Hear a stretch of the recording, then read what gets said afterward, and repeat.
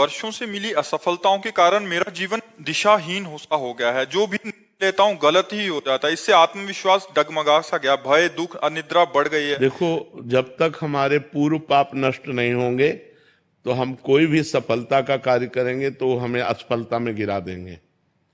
हम बहुत सकारात्मक सोच रखना चाहेंगे, हमें नेगेटिव सोच में पहुंचा देंगे। यह है पाप का परिणाम। और पाप को नष्ट किए बिना हम सुखी नहीं हो सकते।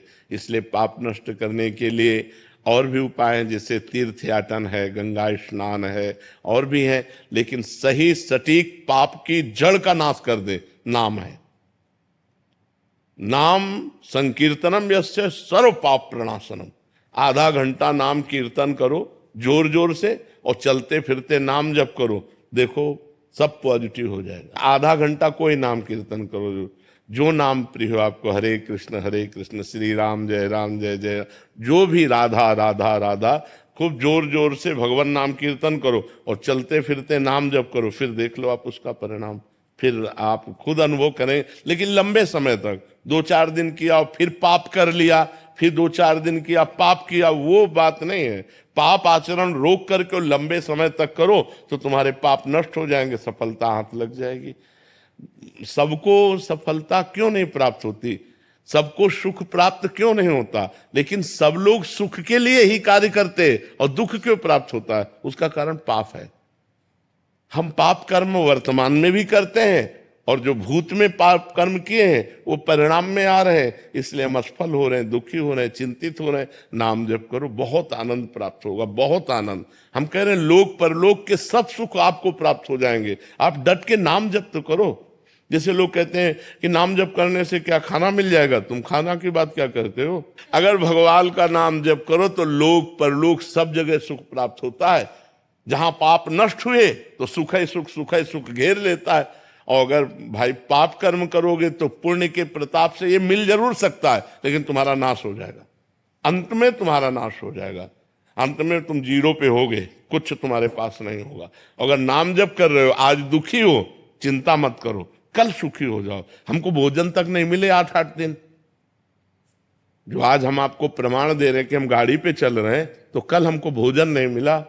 सर्दी में ओढ़ने के लिए कंबल नहीं था, बोरा ओढ़ते थे, टाट समझते ना, जिसमें गेहूं का आटा भरा जाता है, वो बोरा ओढ़कर सर्दी पार करते थे।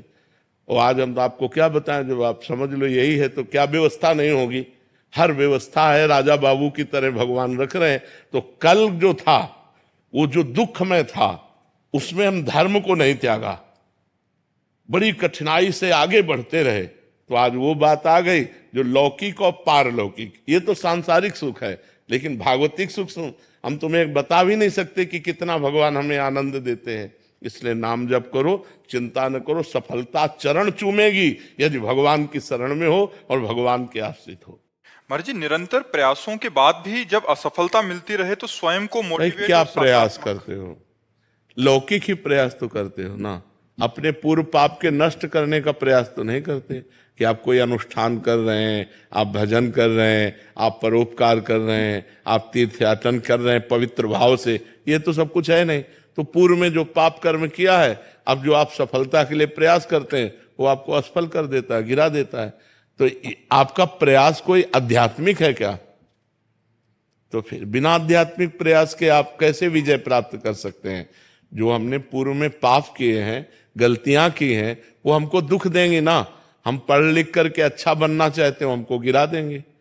हमारे पास सर्टिफिकेट लेकिन नौकरी नहीं मिलेगी, व्यापार में पैसा लगाते हैं लेकिन सफलता नहीं मिलती है, तो वो हमको दुख देगा ना पाप कर्म। तो उस पाप कर्म को नष्ट करने के लिए हम क्या प्रयास करते हैं, विचार कीजिए। कोई प्रयास नहीं करते ना, तो उसके लिए प्रयास करो। हम कह रहे हैं कुछ मत करो, राधा राधा राधा राधा राधा नाम जपना शुरू करो। काउंटर लो और गिनती से 50,000 रोज नाम जप करो। फिर हमें बताओ लंबे समय तक, ये नहीं कि अब 4 दिन बाद हमसे प्रश्न करो कि 50,000 नाम जप किया, हमारी नौकरी नहीं लग गई, हमारा काम नहीं बना। लंबे समय तक जप कीजिए, फिर देखिए सफलता मिलती है कि नहीं। कुछ जने बिना प्रयास के भी महाराज जी, क्या उनका पूर्व का प्रारब्ध, पूर्व का पूर्व का पुण्य है कि उनका प्रयास कोई ज्यादा प्रशंसनीय नहीं है, पर वो सफलता प्रशंसनीय प्राप्त कर रहे हैं, ये पूर्व का पुण्य है। ऐसा भी देखा जाता है कि वो बिना उसमें योग्यता भी नहीं है, फिर भी बिल्कुल, हाँ, योग्यता भी नहीं, प्रयास भी नहीं, सफलता अधिक है, ये पूर्व का पुण्य उनका काम कर रहा है। योग्यता है, प्रयास भी है, लेकिन सफलता नहीं, ये पूर्व का पाप उसको गिरा रहा है। क्रम होता है, जब पुण्य लगेगा तो आप पाप कर्म करो तो भी उन्नति होती चली जाएगी, और जब पुण्य का संयोग आएगा, जैसे पाप का लगा संयोग, तो अब आप चाहे जितना पुण्य करो, आप चाहे जितना धर्म करो, वो आपको दुखाई देता चला जाएगा। और पुण्य का संयोग है तो आप पाप कर्म करो तो भी आपको सुख मिलता चला जाएगा। लेकिन जब ये पुण्य खत्म होगा और पूर्व का पाप और वर्तमान का पाप मिलेगा तो आपको कष्ट दे देगा।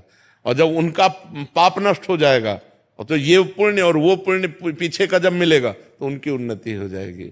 ये एक क्रम है ईश्वरीय, जो ईश्वरी भागवती है जो क्रम है वो ये है। तो इसलिए नाम जप करो और अपने पापों को भस्म करके आगे बढ़ो, नाम जप करो, ठीक है। प्रतिकूलताओं और हतोत्साहित जब हो जाता हूँ, ऐसी स्थिति आती है, तो ऐसे समय में अपने को खुद को कैसे फोकस रखूं और प्रोत्साहित रखूं कि मतलब आगे का मार्ग प्रशस्त हो। जब हम भगवान से चित्त जोड़ देते हैं तो इस प्रश्न का उत्तर अपने आप मिल जाता है, ऐसा बल मिल जाता है कि हम उनको सह सकते हैं। क्योंकि हम भगवान से जब चित्त जोड़े हैं ना तो हमारा मन आनंदित रहता है। अगर मन आनंदित है तो हम विपत्तियों को रौंदते हुए निकल जाएंगे, अगर हमारा मन आनंदित नहीं है तो फिर हम गिर जाएंगे। और मन आनंदित होगा जब भगवान से जुड़े। तो हम वही बात आपको सिखाना चाहते हैं कि भगवान से जुड़ो, गंदा आचरण मत करो, पाप मत करो, मांस मदिरा का सेवन मत करो, फिर देखो तुम्हारा चित्त कितना आनंदित रहता है। कोई व्यसन ना हो और कोई पाप ना हो और थोड़ा भी भजन होगा तो आपका हृदय आनंदित रहेगा।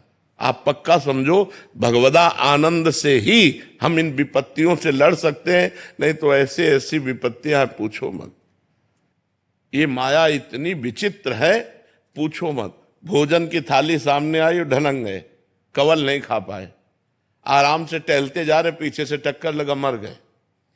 हमारा कब शरीर छूट जाए, हमारा कब क्या घटना हो जाए, इस संसार में कहा नहीं जा सकता। इसलिए मालिक से जुड़े रहो। तो हम विपत्तियों पर तभी हावी हो सकते हैं, भारी पड़ सकते हैं, जब भगवान से जुड़े। नहीं, विपत्तियां हम पर भारी पड़ जाएंगी और हमको गिरा देंगी। आदमी जब निर्णय नहीं कर पाता ना विपत्तियों में, तो ये जो कर लेते हैं ना, वो यही, वो विपत्तियों से निकलने का रास्ता सोच लेते हैं, जबकि भारी विपत्ति में फंसा देने वाला है। प्रेत योनि मिलती करने वाले को।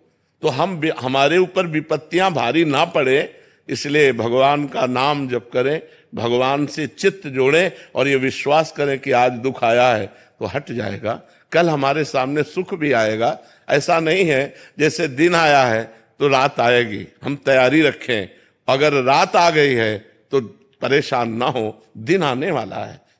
दुख आया है तो सुख आएगा, सुख आया है तो दुख आएगा। ये क्रम चल रहा है, मनुष्य जीवन का क्रम है। हमको तैयार रहना चाहिए। जैसे हम रात्रि के लिए बिजली गई तो हम इन्वेटर की व्यवस्था करते हैं, जनरेटर की व्यवस्था करते हैं कि हम अंधेरे से व्याकुल ना हो। ऐसे ही दुख आने वाला है, हम नाम जप करें, दान पुण्य करें, तीर्थ स्नान करें, तीर्थ याटन करें, जिससे हमारे पास पुण्य हो और मैं उस पुण्य बल से विपत्ति को पार कर जाऊं।